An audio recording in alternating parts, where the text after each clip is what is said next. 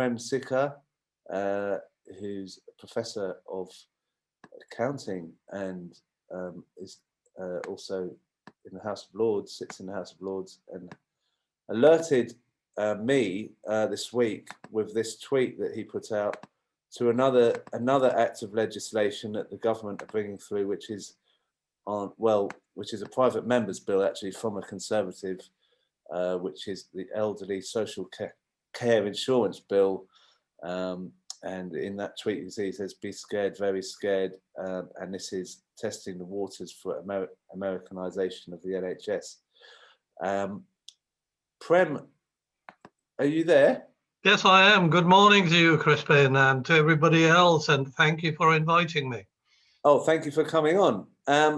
Now, I read your tweet, and then you've done a really good document that goes with it. It's about 20 pages, which goes through what the repercussions are of this private members' bill. Can you explain how it came to the Lords and how that what the procedure of that legislation is? How would it become law if it did become law? Yeah, it is what is called a private members bill. In other words, it's not the government bill, but of course there are all kind of nods and nudges and winks. It is tabled by former Minister Peter Lilly, now Lord Lilly, and what it seeks to do is actually very little. It doesn't really address the problems of social care. Just to give you a brief background, local authorities are responsible for social care, but they have faced a 38% cut in real terms since 2010, and the government has been encouraging privatization of social care. Private equity and hedge funds have become big operators.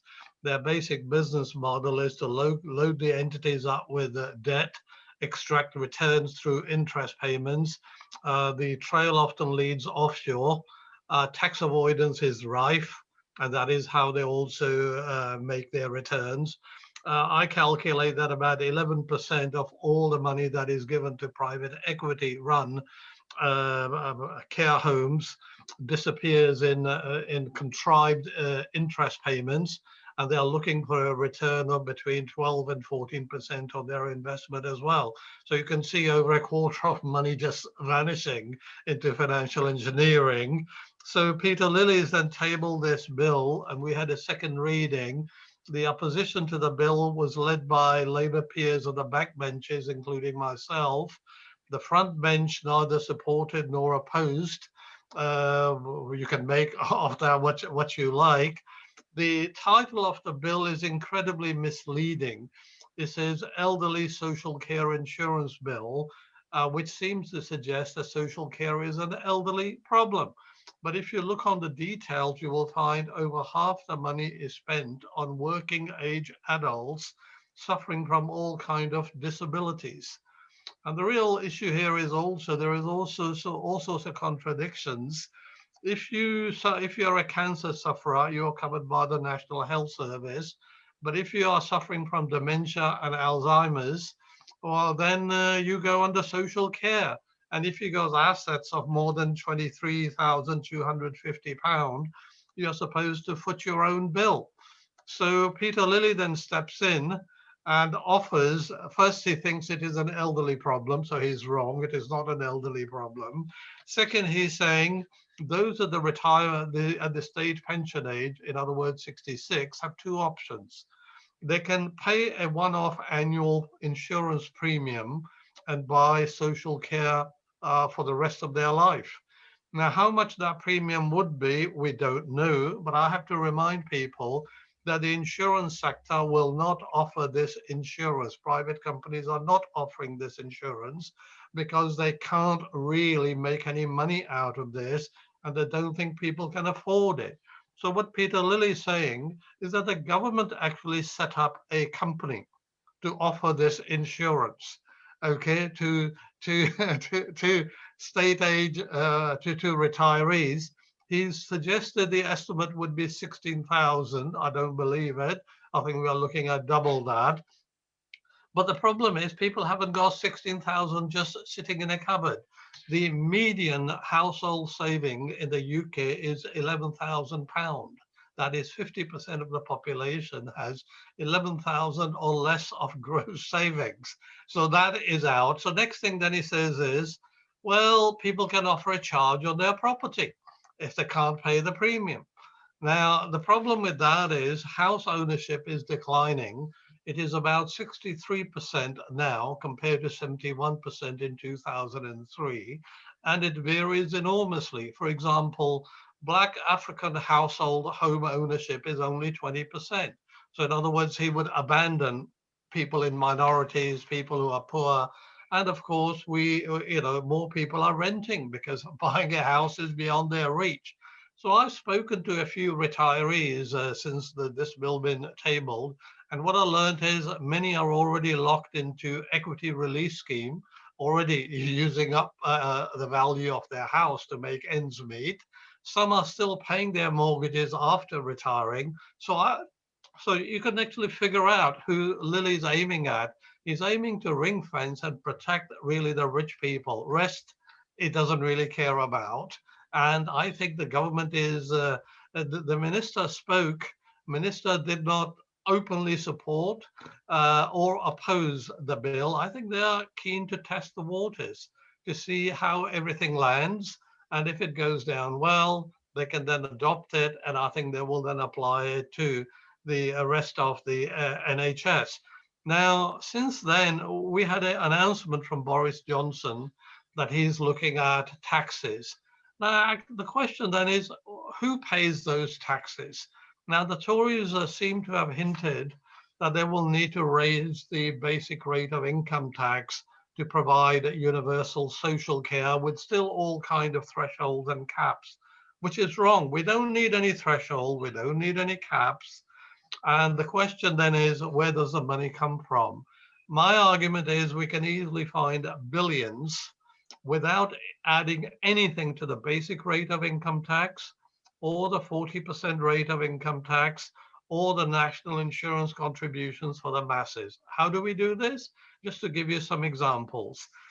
We can abolish the capital gains tax regime, which benefits about 270,000 individuals in the UK. In other words, capital gains are not taxed in the same way as earned income in the UK. If we abolish their perks, that alone raises £14 billion a year, according to the government's own consultation paper.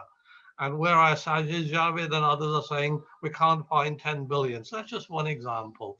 If we abolished the tax relief on pension contributions to the 40 and 45% income taxpayers, in other words, give everybody 20% relief, that raises another 10 billion pounds. Okay, we can have a financial transaction tax, we can have a wealth tax.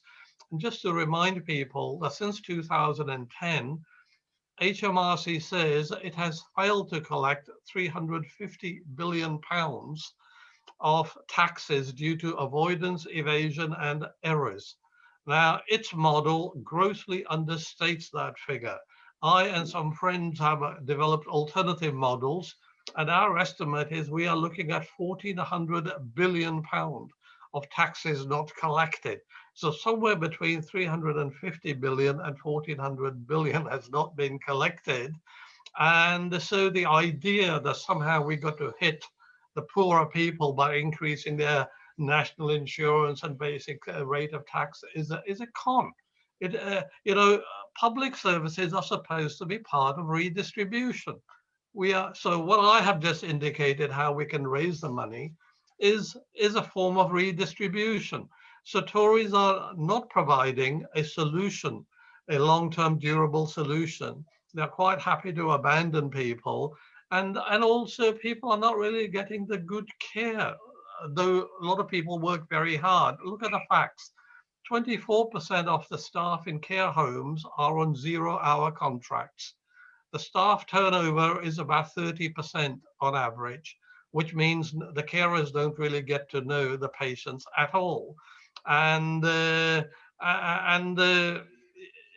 is the bosses who are making the money. It is private equity who's making the money, because all this industry has been financialized. It has been, so for example, look at a company which has recently been in the news 4 seasons. I mean, it was owned by private equity and controlled from Guernsey, and they are making megabucks behind a veil of secrecy.